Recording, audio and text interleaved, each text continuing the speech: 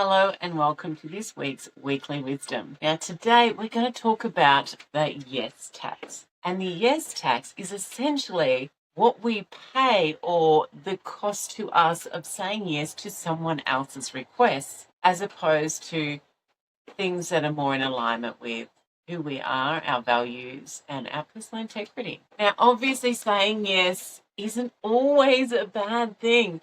Often it's quite good, particularly if we're saying yes to things that are in alignment with us. Now, where the yes tax comes in is if we're saying yes when our nervous system is actually saying no, because that's where it creates an emotional debt or a gap, if you like, between what we actually need and what we're actually doing. And that emotional debt shows up as us losing our clarity, our calm, often our confidence too. And it might happen little by little and we don't even realize that's what's happening. True generosity actually comes from overflow, not from a sense of obligation. Now, I know this can be a really challenging one because it is, as I've said in previous sessions, is habitual. We get in the habit of this. We've been grown up, we've been conditioned, being taught as children, this is what we need to do. And that makes it really hard for us to even notice that there's something going on. But once we do, we can start choosing which direction we actually want to head in.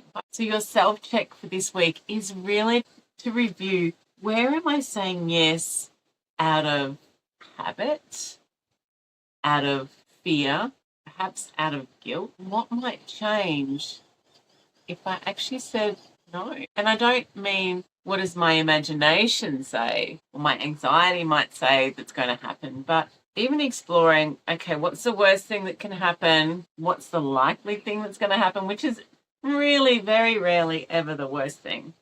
And then going from there. And if you feel like you're having trouble getting a perspective on that, is to check in with a trusted friend, someone that you can sort of say, look, this is where I'm at, this is what I want to do, and how do you think this is going to play out, perhaps knowing the people or just from past experiences, and they'll help you get a really good perspective.